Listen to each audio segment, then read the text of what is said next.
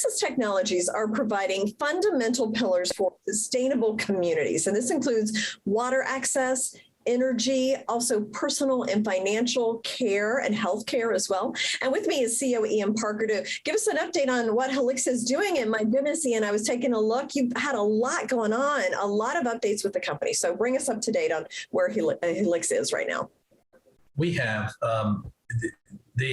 there's been a lot happening on the health tech side. So I want to talk about that for just a moment. We have a lot happening, in terms of releasing our digital pharmacy application. That's going to be the backbone of all the health tech that we release here in the near future. That has gone extraordinarily well in the pilots and is now in the commercialization mode of going out nationwide. So we're building on affiliate pharmacies, and that's been going extraordinarily well. So we're going to keep you posted on that. The part that's really taken off for us is on the water side, is on the atmospheric water generation. We've been invited to Poland. We just recently attended a conference there. We met with the UN. We've met with UNICEF. We have a technology here that has the ability to make a substantial impact on the worldwide, water scarcity crisis.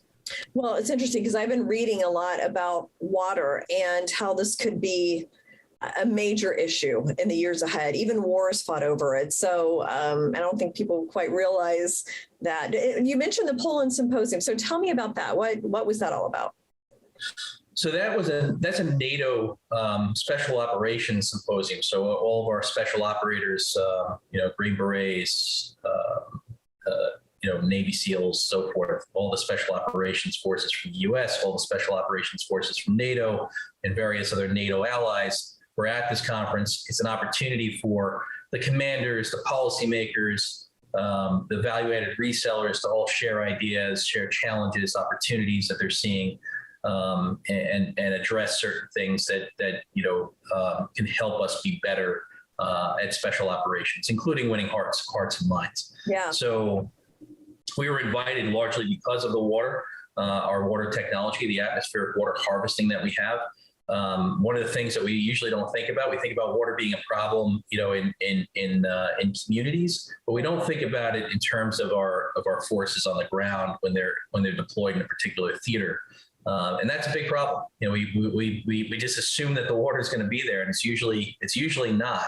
So having the ability to extract that directly from the air, put it anywhere we need to, gives our military and our special operations forces the ability to really be mobile and move about as they need to.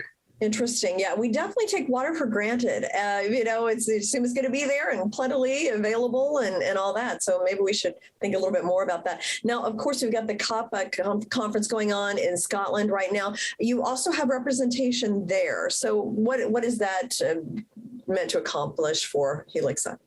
We got invited to the Glasgow conference largely because of water.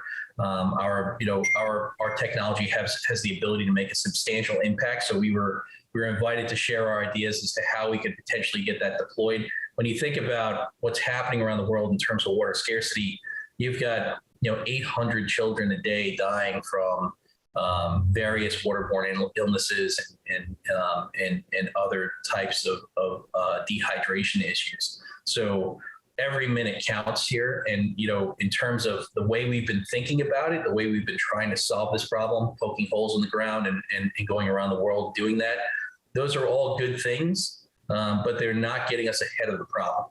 Mm-hmm. There's only so much fresh water that we have on this planet.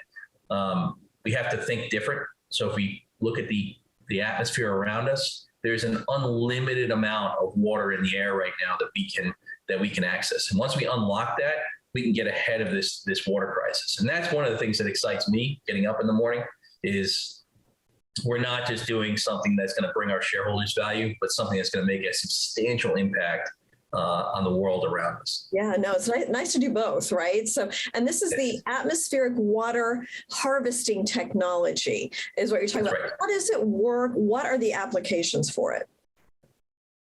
The way it works is we're actually freezing the water directly out of the air. So we found a way we patented certain phase change material. And when you think about the way our sort of natural water cycle works, one of the ways it works is air blows over the mountaintops, blows, over Antarctica, gets frozen out of the air. And then, from the mountaintops, it melts into the rivers and into the aqueducts, right?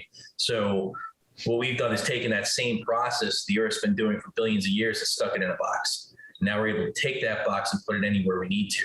We're able to create anywhere from, 600, approximately about 600 liters a day right out of the air on very little power. So we can run it off a very small solar panel.